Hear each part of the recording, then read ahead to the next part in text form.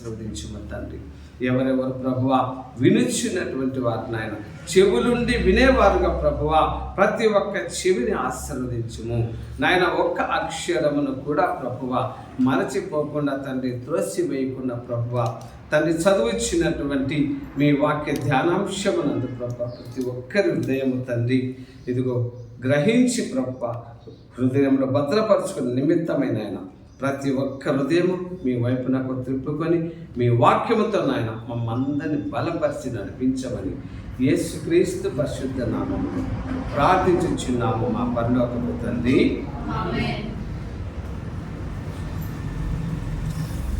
విలాప వాక్యములు 3వ అధ్యాయము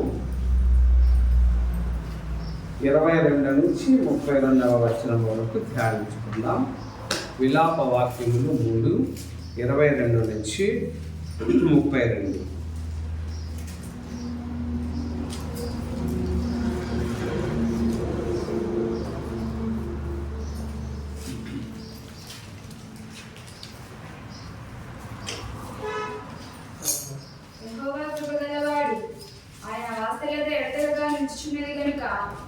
నిర్మూలము కాకున్న వారు అనుదినము నూతనముగా ఆయనకు వాస్తవ్యత పుట్టుచున్నది.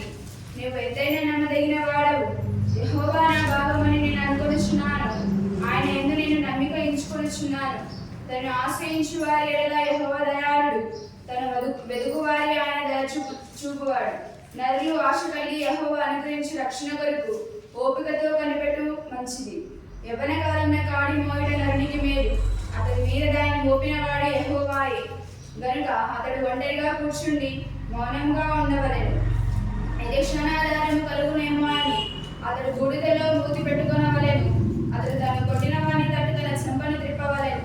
అతడు నిందతో నింపబడవలెను. ప్రభువు సర్వకాలము విడనాడడు. ఆయన బాధ పెట్టినను తన కృపా సమృద్ధిని బట్టి జాలిపడును. హృదయపూర్వకంగా ఆయన నరులకు విచారమునైనను బాధనైనను కలుగచేయడు. దేవుడి పరిశుద్ధ వాక్యమును దీవించునుగాక.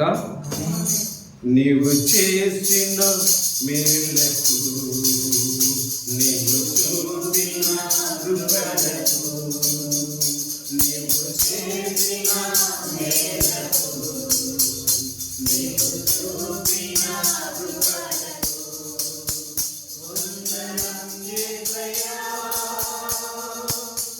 వందనం యేసయ్యా, వందనం యేసయ్యా, వందనం యేసయ్యా, వందనం యేసయ్యా, వందనం యేసయ్యా, వందనం యేసయ్యా, వందనం యేసయ్యా. ఏ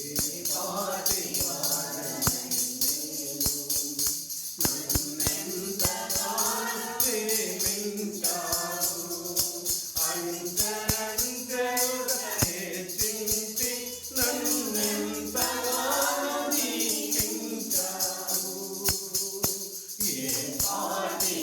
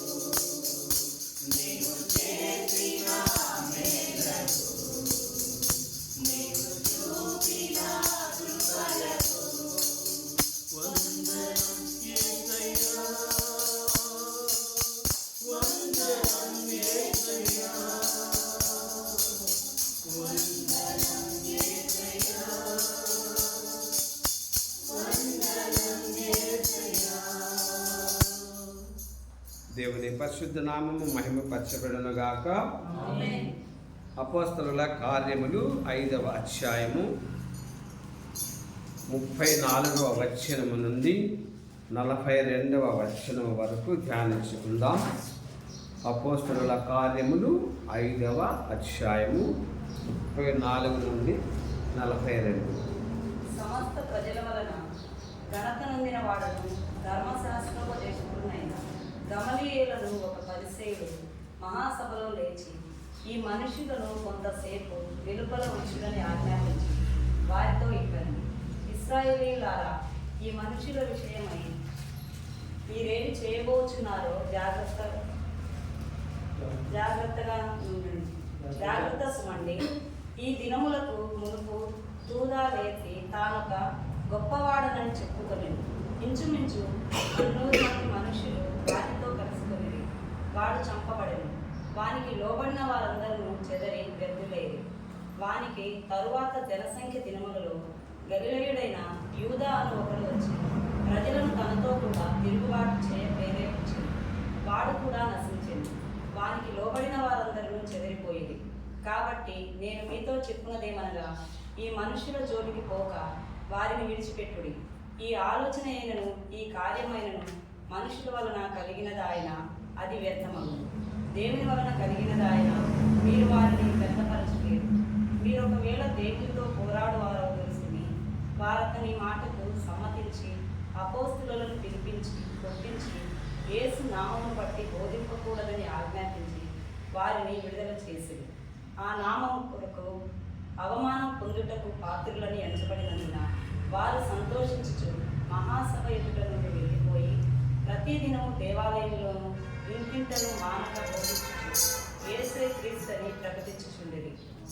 దేవుడి పరిశుద్ధ వాక్యము దీవించునుగాక. నీ చేతితో నన్ను పట్టుకో, నీ ఆత్మతో నన్ను నడుపు, శిల్పి చేతిలో పిల్లలు నేను నన్ను చెక్కు, శిల్పి చేతిలో పిల్లలు నేను నన్ను చెక్కు.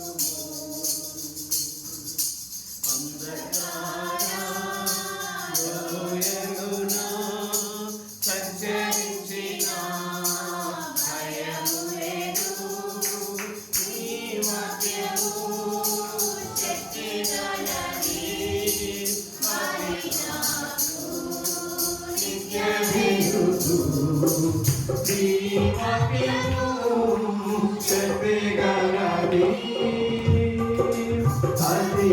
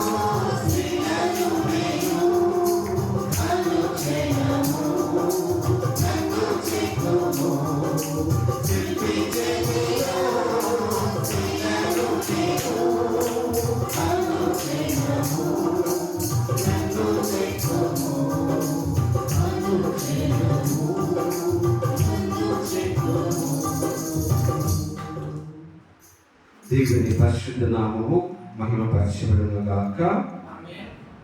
లూకా సువార్త 9వ అధ్యాయము 18 నుండి 26 వచనములను ధ్యానించుకుందాం. లూకా 9:18 నుండి 26. ఒకప్పుడు ఆయన ఒంటరిగా ప్రార్థన చేయుచుండగా ఆయన శిష్యులు ఆయన వద్ద ఉండేది. నేనెవడని జనసమూహంలో చెప్పుకొనుచున్నానని ఆయన వారిని అడగగా, వారు బాప్తిజమిచ్చు యోహానియు, కొందరు ఏలియానియు, కొందరు పూర్వకాలపు ప్రవక్త ఒకడు లేచినని చెప్పుకొనుచున్నారని. అందుకైన వీరైతే నేనెవడని చెప్పుకొనుచున్నారని వారిని అడగగా, పేతురు, నువ్వు దేవుని క్రీస్తు అని. ఆయన ఇది ఎవరితో చెప్పవద్దని వారికి ఖండితముగా ఆజ్ఞాపించి, మనుష్య కుమారుడు బహు శ్రమలు పొంది పెద్దల చేతను, ప్రధాన యాజకుల చేతను, శాస్త్రుల చేతను విసర్జింపబడి చంపబడి 3వ దినమున లేచుట అగత్యమని చెప్పాను. మరియు ఆయన అందరితో ఇట్లను, ఎవడైనా నన్ను వెంబడింపబోయిన ఎడల తన్ను తాను ఉపేక్షించుకొని ప్రతి దినము తన శిలువను ఎత్తుకొని నన్ను వెంబడింపవలను. తన ప్రాణమును రక్షించుకొనబోరువాడు దాన్ని పోగొట్టుకొనను.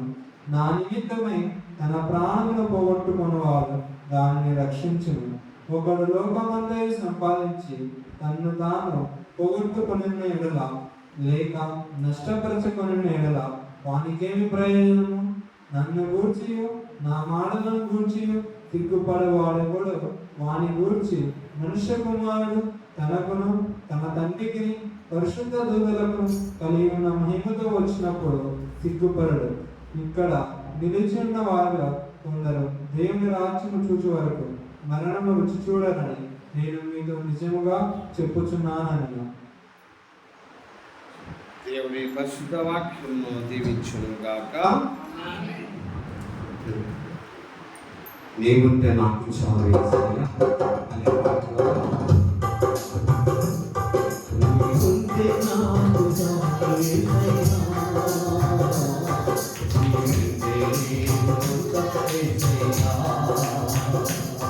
నీవుంటే నాకు చాలా యేసయ్యా, నీవుంటే నీవు తప్ప యేసయ్యా.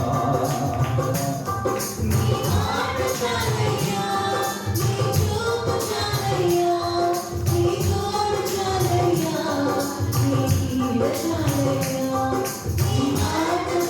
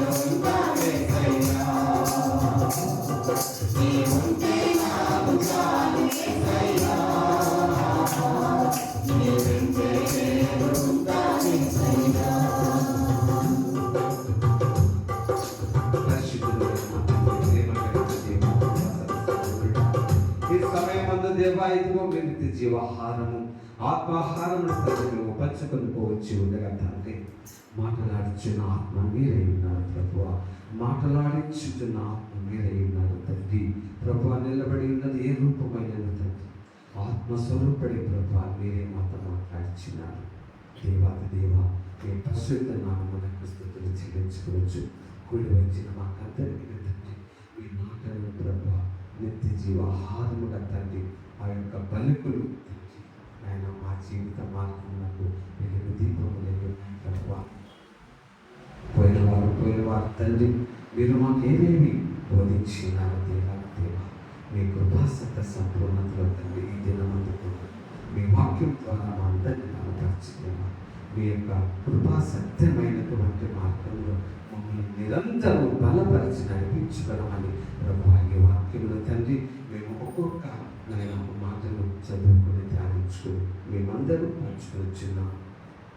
చెప్పేవారికే కాదు, వినేవారికే కాదు, అందరికీ తండ్రి ఈ మీ మాటలు మాకు ప్రభువా బలమును ప్రసాదించినట్లు ఒక్కొక్క హృదయమును తండ్రి యోగ్యత కలిగిన హృదయముగా మార్చమని యేసుక్రీస్తు పరిశుద్ధ నామములో ప్రార్థించుచున్నాము మా పరలోకపు తండ్రి.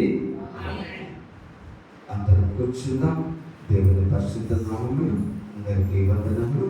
మరి లూకా సువార్త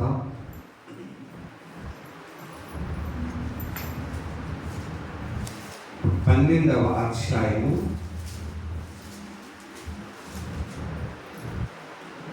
17వ వచనము నుండి మనము ధ్యానించుకుందాం.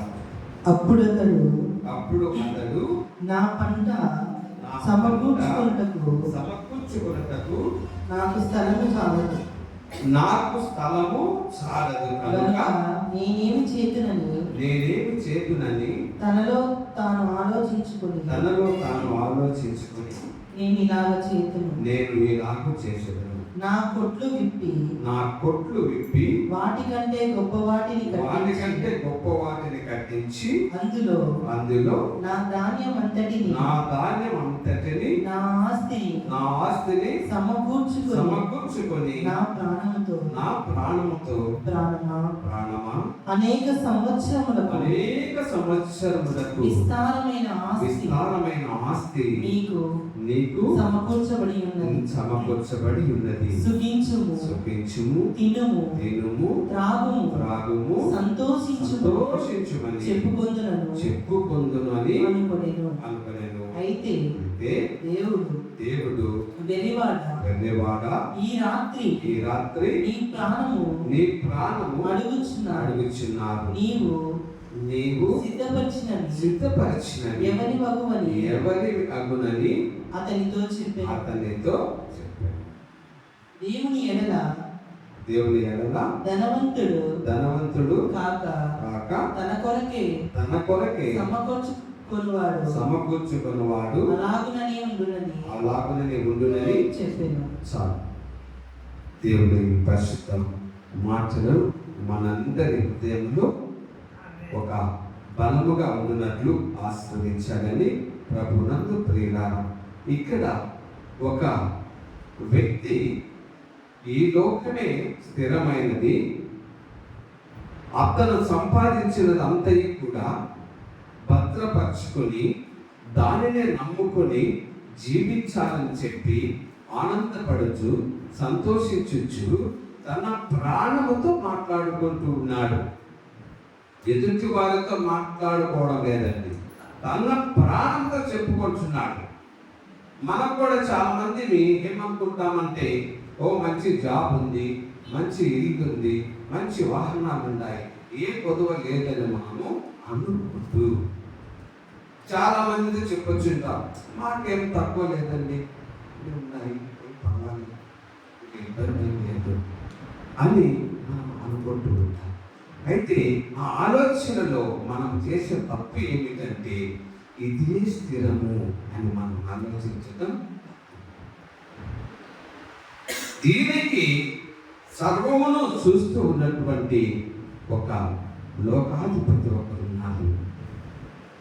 ఆయనను మనము తలంచుకుంటూ జీవించడం అనేది మరచిపోతూ ఉంటాం.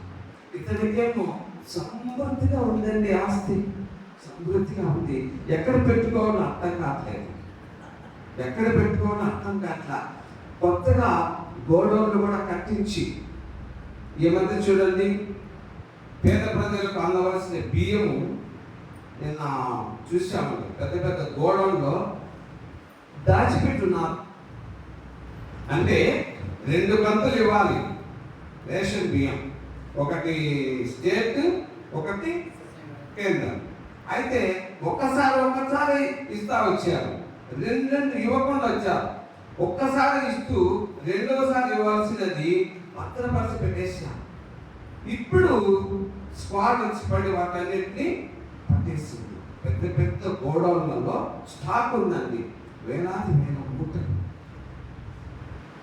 అదేవిధంగా ప్రభునందు ప్రియులారా, ఈ మానవుడు ఏమి పొదవలేదు, ఎక్కడెక్కడ పెట్టుకోవాలి, ఏదొక షెడ్ కట్టాలి, అదొక షెడ్ కట్టాలి, ఏదొక షెడ్ కట్టి అన్నిటి షెడ్లలో ఆయన సంపూర్తిగా నింపుకొని హాయిగా నువ్వేం దిగులు పడగాకున్న ప్రాణం అస్సలు తక్కువలేదు, అస్సలు ఏం ఆలోచించలేదు, హాయిగా తిను, తాగు, బాగా సుఖించు అని ప్రాణంతో చెప్పుకుంటుంటే దేవుడు పలుకుచున్నాడు, వెర్రివాడా, ఈరోజు రాత్రికి నిన్ను ప్రాణము నేను తీసుకుపోతే ఈ గోడౌన్లన్నీ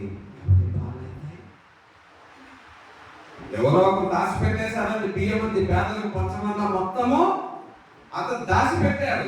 ఇప్పుడు ఆ మూటలన్నీ ఎవరు పాలైపోవాలి? స్క్వాడ్ వచ్చింది, చెక్కింగ్ పట్టుకుంటున్నారు, ఎవరికైనా పంచుదామంటే పురుగు పట్టి ఉండాలి, ఎవరు తింటారు?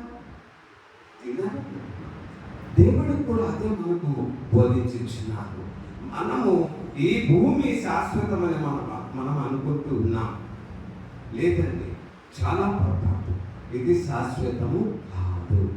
ఈరోజు ఉన్నవారు రేపు లేదు. అందుకే దేవుని వాక్యం మనకు బోధించేది, నేడు మాత్రమే నీకు ఇవ్వబడినది, రేపటి దినము నీకు కాదు అని వాక్యం మనకు బోధించున్నది. అట్లని చెప్పి ఇల్లు కట్టుకోకుండా, అది మనం ఏం చేసుకోకుండా అని అట్లా చెప్పలేదు దేవుడు. మనము ఇదే మనకు స్థిరమైనది అనే ఆలోచన తప్పటి ఆలోచన. మనం ఎప్పటికీ ఆ విధముగా చేయకూడదు. ఎందుకంటే దేవుడు ఉన్నారు, సృష్టికర్త ఆయనే. ఆయన నమ్ముకొని మనము జీవించవచ్చు. యెషయా 33:2 ఏం బోధిస్తారు మనకంటే, యెషయా 33:2 యెహోవా నీ కొరకు కనిపెట్టుచున్నాము. ఆ ఆయన కనికరించుము. ఉమ్. ఉదయకాలమున వారికి బాహుగాను, ఆపత్కాలమున మాకు రక్షణాధారముగాను ఉండుము. మనకు రక్షణ ఆధారం ఎప్పటికీ దేవుడు మాత్రమేనండి. ఎవ్వరు లేరు. కష్టాలు వస్తాయి. మనము అన్ని పొట్లలో నింపుకోకపోయినా మనము భుజించుచున్నాం, నిద్రించుచున్నాం, పలిగిపోతున్నాం, వస్తూనే ఉన్నాయి. ఏం పదవి లేదు. గోడౌన్లు కట్టించి మనం స్టోర్ చేసుకోవాల్సినంత అవసరము లేదు. ఇబ్బంది వచ్చినప్పుడు దేవుడు చూస్తూ ఉన్నటువంటి వారా? ఆయన ఎప్పుడు మనల్ని కఠినంగా భావిస్తాడా? ఆయన మనల్ని ఎప్పుడు శిక్షించేవాడా? దేవుడు ఉన్నాడు కదా. ఆయన వైపు మనము చూడాలి. ఆయన వైపు మనము ఆలోచన పెట్టాలి, తలంపులు పెట్టాలి. ప్రభువా, మీరెప్పుడు మమ్మల్ని పిలుస్తారో, ఎప్పుడు తీసుకుపోతాం, మేము సిద్ధం. శిష్యులు ఏర్పరచుకునేటప్పుడు ఎవరండి? జాలరు, చేపలు పట్టుకుంటున్నారు, మీరు నన్ను వెంబడించాలన్నాడంటే వాళ్ళకి అక్కడ ఏమేమి వలలు ఉండొచ్చు, బోట్లు ఉండవచ్చు, సామాగ్రి అంతా ఉండవచ్చు, వదిలేసి వచ్చేసారు. అన్నీ కొంతమంది అభ్యర్థిస్తారు, అయ్యా మా వాళ్ళు చనిపోయాడయ్యా, పర్వాలేదయ్యా, వాళ్ళే పాత పెట్టుకుంటారు, మీరు వచ్చేయండి. అయ్యా నేను ఎద్దులు కొన్నాను, అక్కడ ఉన్నాను. ప్రభువుని వెంబడించిన వారు సర్వమును వదిలివేసి ప్రభు అనగా పరలోక రాజ్యమే. ఆయన మాటలే మన జీవితంలో వెలుగున్నారు. మనం నడిచే మార్గం అంతటి కూడా ప్రభు యొక్క మాటలు. మనము చిత్తమార్గంలో జీవించవలసినటువంటి వాళ్ళమే. కలిగిన దానితో తృప్తి చెందాలి. కలిగిన దానితో మనము తృప్తి చెందాలి. చూడండి, కీర్తన 77:7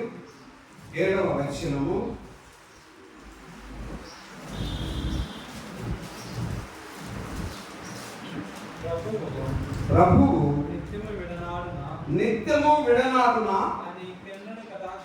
ఆయన ఇంకెన్నడూ కటాక్షింపడా. మనకేదైనా కష్టం వచ్చినప్పుడు మనము దేవుని నిందించి, దూషించి, తప్పుపెట్టి, ఇదేం తప్ప నాకు, ఆయనకేమో పెద్ద బంగళా ఉంటే నాకేందంటే చిన్న ఇల్లు కూడా సరిగా లేదు అనే రీతిలో మనము మాట్లాడుతూ ఉంటాం. ఎల్లప్పుడూ ఆయన శిక్షించి కఠినంగా చూసేవారు కాదు. ఒక సమయము మనలో ఒక నిరీక్షణ, విశ్వాసము, చిన్న పరీక్ష దేవుడు మనకు చూపిస్తూనే ఉంటారు. దేవుడు చూపిస్తూనే ఉంటారు. మనము ఓర్పును కలిగి, సహనము కలిగి. చూడండి, ఇంకొక వాక్యం 94:14 ఎవరు బోధిస్తున్నది? 94:14 కీర్తన 94:14 యెహోవా తన ప్రజలను ఎడబాయువాడు కాదు, తన స్వాస్థ్యమును విడనాడు వాడు. స్వాస్థ్యము ఎవరండి? స్వాస్థ్యము 108 కీర్తనల్లో గర్భఫలము, అందులో కుమారులు ఉన్నారు. 128 కీర్తనలో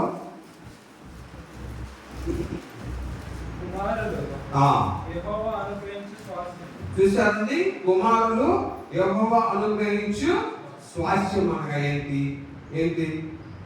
ఏంటండి స్వాస్థ్యము అనగా? చెప్పండి.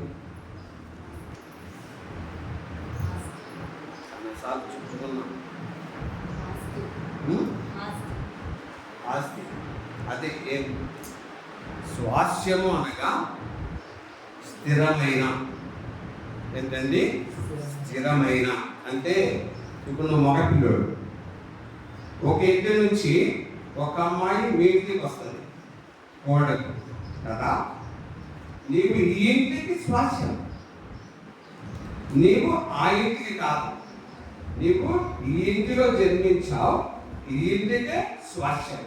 ఇంగ్లీష్ బైబిల్లో చిల్డ్రన్ అని ఉంటుంది, కుమారులు కుమార్తెలు అని ఉంటుంది, కానీ ఓన్లీ చిల్డ్రన్స్ అని ఉంటుంది. అంటే దేవునికి స్త్రీలు పురుషులు అనే భేదమే నాకు ఏదైనా వాక్యంలో బోధించున్నాను. అయితే ఇక్కడ తెలుగు బైబిల్లో మాత్రం కుమారులని. ఎందుకంటే కుమారుల్లో ఒక ప్రత్యేకత ఏంటంటే కుమారుడు ఈ గృహముని విడిచి వెళ్ళేదానికి లేదు. వెళ్తారండి? ఎవరో లేదు. ఆ భార్య మాకు వెళ్ళిపోయినాలే అంటారు కొంతమంది. అంటారా? ఇప్పుడు మా పిల్లోడే సరిగా మమ్మల్ని చూసుకోలేదు, అది వేరు, దట్ ఈస్ డిఫరెంట్. కానీ స్వాస్యము అనగా ఈ గృహంలో పుట్టిన కుమారుడు ఈ గృహంలో అంటారు. కుమార్తెలందరూ ఉండరండి ఈ గృహంలో. కుమార్తెలంతా వాళ్ళకి పేరు పెట్టే దేవుడు ఆడపిల్ల అట్లా కుమారులు ఇక్కడే ఉంటారు. అది స్వాస్యము. మీరు స్వాస్యం. You are the permanent property of your house. ఏమండి? అందుకే దేవుడు ఏమంటున్నాడంటే స్వాస్యమును విడనాడునా. విడనాడాడు కదా. ఎప్పుడు విడనాడు? మనము దేవుని యందు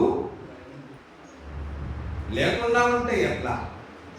దేవుని యందు ఉంటే ఆయన మనకు దేవుని యందు లేకపోతే ఖచ్చితంగా విడనాడు. మనం ఉన్నాం కాబట్టి ఎప్పటికీ ఈ లోక సంబంధమైన స్థితిగతులు, ఆస్తుల అంతస్తులు, వాటిపైన మోహస్సులు మనం కలిగి ఆధారపడి అవి స్థిరము అవి బలము అనుకునేదానికి చూడండి గొప్ప దేవుడు. చివరి వాక్యము మనం దాచి ఫిబ్రవరి 13, 12 నుంచి 15. ఫిబ్రవరి 13, 12 నుంచి 15 3 వచనము. ఫిబ్రవరి 3 సార్, ఫిబ్రవరి 3లో సహోదరులారా జీవము గల దేవుని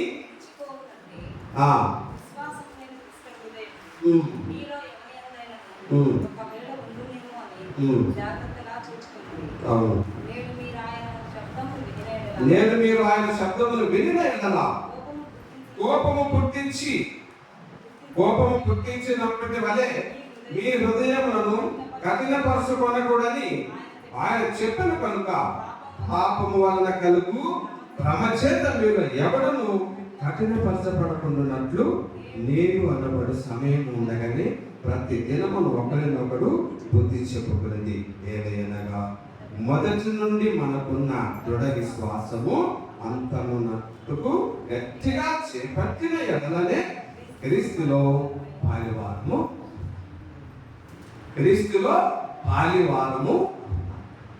పాలివారం అంటే ఏంటండి? భారస్తులు. పాలివారు అంటే భారస్తులు. ఆయనతో సన్నిహితం. ఇప్పుడు మీరున్నారు, చెడ్డవారితో సహవాసం చేస్తారా? మంచి వారితో చేస్తారా? మంచి వారితో సహవాసం చేస్తాం. కాబట్టి మంచి వారితో మీరు అక్కడ పాలివారుగా ఉంటున్నారు. చెట్టు వారిని మనం చూసినప్పుడు మనము ప్రక్కకు, కానీ చెడ్డవాడు ఎదురవుతున్నాడే నువ్వు చెడ్డవాడు నీతో నా అనగాకండి, వాడు ఇంకా కోపం ఇచ్చుకుంటాడు. చాలా డేంజర్ అయిపోయింది. ఎప్పుడు అన్నప్పుడు చూసి అనట్లేదు, పలకలేండి, తప్పులేదు, పలకరించా నాకు మంచి వారితో అతను పలకలేకపోయినా నేను పలకలేదు. ఏంటి పలకలేకపోతే? నేను చాలా మంది అంట సేవకులు అన్న కొంతమంది వాళ్ళ సీనియర్స్ అయిన వాళ్ళ లోపల ఏదైనా ఇగో సంథింగ్ ఏదో ఉంటారు, వాళ్ళు పలకలేదు అలా ఏమన్నా వందనాలు కూడా చెప్పవాట అని వాళ్ళు అప్పుడే ఏమవుతుందంటే వాళ్ళల్లో ఒక ఇది అని అనిపిస్తారు. ఖచ్చితంగా మనం పలకరించాలి. నేను పలకరించలేదనుకో నా తప్పు అయిపోయింది. వాళ్ళు పలకరించకపోతే వాళ్ళ తప్పుతో నాకేం పని? నాలో తప్పు లేకుండా నేను చూస్తాను అన్న ప్రజలు చాలా మంది ఆ సంఘం ఈ సంఘం పిల్లలు ఉంటారు. నువ్వు చర్చకి పోవాలి, ఎక్కడ 10 మందిలో వందనా చెప్పేదానికి సంకోచిస్తాను. మనసు ఎలా అలా ప్రజలాడుతుంటారట, 4 వినాలి. పక్కనే ఒక డాక్టర్ ఉన్నాడు, లక్ష్మీనారాయణ ఆరోగ్య డాక్టర్. బయట నుంచి సార్ ప్రవేశిస్తున్నాడంట మెడికల్ స్టోర్ అని. ఆయన అనేది ఏంటి? వాళ్ళకి అర్థం కాకపోవచ్చు. కానీ అట్లా 2-3 సార్లు వాళ్ళు నేను ఆయన పలకరించేటప్పుడు వాళ్ళు దాని గురించి ఆలోచన చేశాను. వాళ్ళు ఏంటి అనుకునేది. కాబట్టి ప్రభు మనము దేవుని బిడ్డలం కదా, క్రీస్తుతో మనం భార్యవారు అయి ఉన్నప్పుడు మన స్నేహితులతో కూడా మనము భార్యవారం ఉన్నామంటే ఆ యొక్క మంచి, ఆ మర్యాద, ఆ పద్ధతి అది దేవుడు మనకు బోధించున్నారు. ఇవి ప్రతి వారం దేవుడు మనకు ఒక సత్యమైనటువంటి మార్పులను చూపించి పంపించుతున్నారు. పోతున్నామంటే ఎప్పటికీ అది మనకు ఉపయోగపడుతుంది. మీకు కాలేజీలో కూడా మీకు ప్రొఫెసర్స్, లెక్చరర్స్ అంతా వస్తుంటారు. మరి వారు చెప్పిందంతా మీరు ఖచ్చితంగా బ్రేక్ తీసుకొని స్టోర్ చేసుకోవాలి. అప్పుడు మీరు టాటా మ్యాజిక్ ఎక్కి ఎక్కడికో వెళ్తారు. ఎందుకు వెళ్ళారమ్మా? నిన్న టాటా మ్యాజిక్ ఎక్కి అందరూ మీరు వెళ్ళలేదా? మీరు వెళ్ళారా? వీళ్ళు వెళ్ళారు టాటా మ్యాజిక్ ఎక్కి ఎక్కడికో వెళ్ళారు. ఏం చేసుకుంటున్నారు?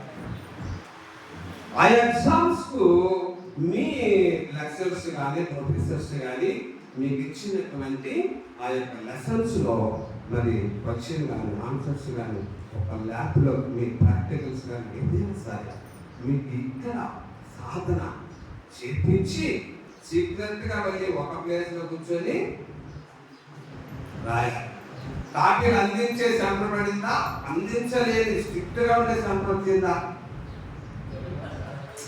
మీకు ఉండవులే కాపీలు, ఏదో 10వ తరగతి ఆ రోజుల్లో ఉన్నాయి, అవి కూడా లేవు. చాలా మంది ఆ కిటికీలు ఉండవు. భలే సెంటర్ అది నాన్న, అబ్బా దాంట్లో కడితే ఇంకా మనకి జేమి అంటారు. ఎందుకంటే ఆ తరంలో వచ్చి సిరిసిరి అంటారు కాపీ. అలాగా మనకు ఒక సాధన ప్రభువు యొక్క పరిచయం కాబట్టి దేవునిలో మనకు సాధన ఉండాలి. ప్రభు నాకు ప్రియులా మనం జాగ్రత్త.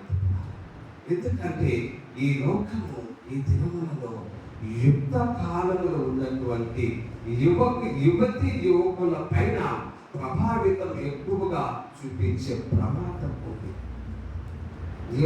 యువకులు ఎక్కువగా ప్రమాదానికి గురవుతారు. ఎందుకంటే దుష్టుడు వారిని ఒక టార్గెట్ చేసుకుంటాడు.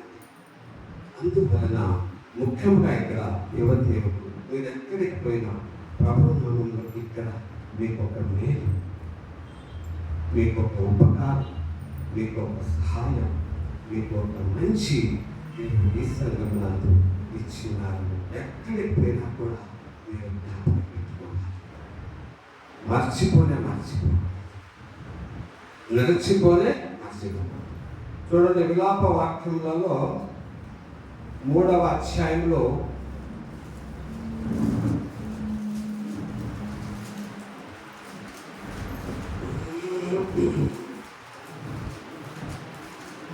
ఆ 26 నుంచి చూడండి. నరులు ఆశ కలిగి యెహోవా అనుగ్రహించు రక్షణ కొరకు ఓపికతో కనిపెట్టుట మంచిది. యవ్వన కాలమున గాడి మోయుట నరునికి మేలు, అతని మీద దానిని మోపిన వాడు. హల్లెలూయా. నేనా ఎవరండి? మీరా? ఎవరండి యవ్వనులు? చెప్పండి. మేమే. ఏది మీ మీద మీకే దొరుకుతుందా? యవ్వనులు, యవ్వనురాలు, యువతి, యువకుడు, యంగ్ స్టేజ్. మీ మీద ప్రభు కాడి మోపించున్నారు. మీ మీద దేవుడు కాడి మోపించున్నారు. బరువు అని దించేస్తామా? నేను సుమారుగా ఉన్నప్పుడు ఇల్లు తాళం వేసేటప్పుడు ఆ పట్టె కింద ఒక తేలు ఉంది. తేలు బట్టలు వెళ్ళకొట్టిందండి. పట్ట దగ్గర ఆనుకొని తాళం వేసి తేలు ఉన్నట్టు మొత్తం ఎక్కేసింది. ఇక మా ఆయన నన్ను మైనాక ఎత్తుని భుజం మీద వేసుకొని కష్టాలు లేకు పోయా. డాక్టర్ ఎవరు లేరు. రాత్రి ఎక్కడికి పోతామో తెలుసా? మేము సినిమా ఒంటిమిట్టలో ఆ చెరువులో ఉంటుంది టెంట్. ఆ దినములలో పెద్ద లగ్జరీ హాల్ అది. ఇసుకలో కూర్చుంటే ఒక టికెట్, కొయ్యలతో కట్టి పెట్టుంటాడు. ఇంకా అయితే ఒక పెద్ద బాగు కానీ దానికి ఇంకొక టికెట్ భుజం మీద వేసుకొని పోతే ఈ నొప్పికి అల్లాడిపోతాను. అప్పుడు మా ఆయన భుజం మీద వేసుకొని పోయి ఏం చేయాలబ్బా అని అంటే నాయన తీర్చాడు. సార్ ఏంటి సార్ ఒక మాసం తేరుకుంటుంది ఆయన పిల్లలు. నువ్వు రా సార్ అని చెప్పి వాడేం చేస్తే సినిమా టెంట్కి తీసుకుపోయాడు. ఆ సినిమా టెంట్లో ఆ ఓనరు చిన్న ప్లేట్ తెచ్చి కోసి తేరుగుంటాడు టించర్ వేసినాడు. ఆ నొప్పంతా దిగి 7 వచ్చింది. ఇక పోసా కొత్త దగ్గర పోతాలి అని ఇంక ఆడిపోయేది. బయలుదేరింది ఎక్కడికి? 2 సినిమాలు చూసినా తేలిపోతాయి. I'm not joking, serious. 2 సినిమాలు చూసాం ఆ రోజు రాత్రి. భారము బరువు అని తండ్రి ఇంటికి దించరు. ఆమేన్, హల్లెలూయా. మనం కూడా దేవుడు మన పైన ఉంచిన భారం తండ్రి నేను బరువు అని మనం అనుకున్నాం. నేను భరిస్తాను, ఎండ్ స్టేజ్ అని మనం భరించాలి.